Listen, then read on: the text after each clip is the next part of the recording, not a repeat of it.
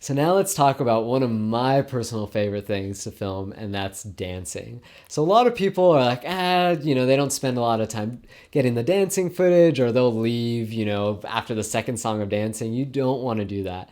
Dancing and filming dancing is one of the best times to get authentic reactions from the guests, from the bride and groom, and you really want to have fun with this. So first off with dancing, what we do is we make sure the whole room is as dark as possible. So that could mean turning off the hotel lights or turning off the DJ's up lights.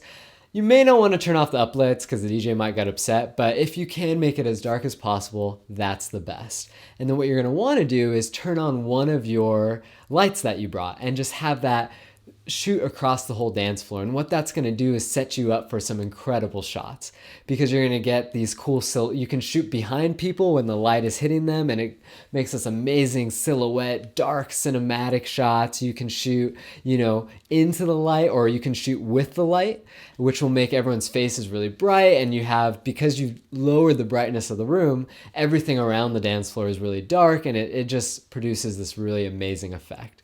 So we usually shoot dancing just with one light shooting into the crowd. And the way we do it is we'll usually start that light on like 50% brightness. So our lights, they dim. And then we gradually move the brightness up. That way you're not just turning on this super bright light and everyone's like, whoa. It just helps you get to that, brightness. And sometimes you'll get DJs kind of saying, hey, turn off that light, because DJs think if there's a light on, people aren't going to dance and it's going to ruin their whole show.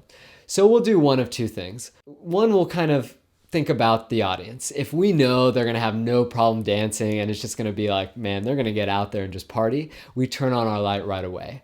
But if we kind of get the sense that the crowd's a little more reserved and it might take them some time, we'll let the DJ do his thing for the first couple of songs.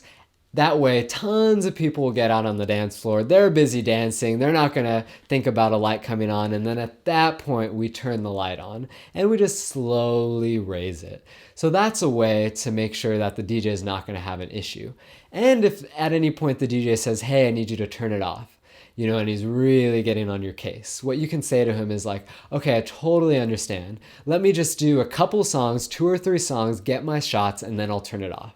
So when that happens, you just really quickly get what you need and then you turn it off. But always try to compromise with him, because dancing is one of the best things to get.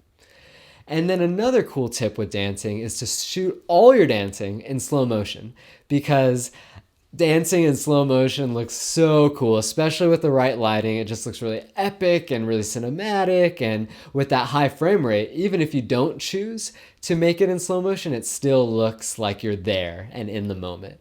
And you also want to film dancing with a monopod. There's, really, when you're filming any aspect of the day, you want to think to yourself, how do I communicate the emotion of what I'm filming via my lens, via how I hold the camera? And if you do dancing on a tripod, what does that feel like? It feels very, removed or just kind of lame. You want to film dancing handheld or on a monopod, and you want to be in the middle of the dance floor. You want to be walking around. You want to be filming people. And that way, when you edit it, it feels like that person who's watching it is there again. And usually we film dancing with like a 50mm lens or an 85mm lens. And the reason the lenses are better, tighter, like we actually recommend you film dancing with a little bit of closer lens options, is because it makes the dance floor look even more energetic.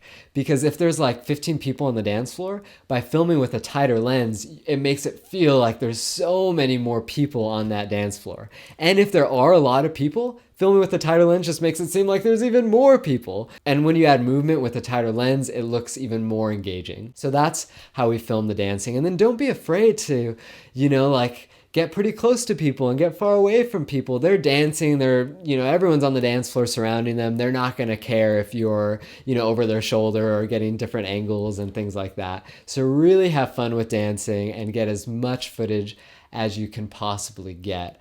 And then also, dancing is some of the best times to get authentic reactions from the bride and groom, because a lot of time they'll come out and they're dancing together and everyone's cheering around them, and it's not a posy thing because they're just having fun. So whenever the bride and groom get out on the dance floor, just you want to run over to them and just keep filming them, keep filming them, keep filming them until they leave, because you can use that anywhere in the film when, say, like during the bride and groom's vows, when they talk about how much they love each other, how goofy they are together.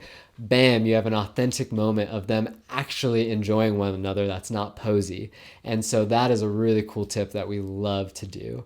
And then I'd say the amount of time that we actually film dancing is we try to film it for a solid 30 minutes, to really make sure we get everyone on the dance floor. We kind of gravitate towards the people who are getting really crazy and goofy, because those people are always fun to include in the film. And another thing is, when you're filming dancing, you want to have a smile on your face. You want to almost like, you could even be dancing and you're filming, because people feel more comfortable when you're kind of in it with them.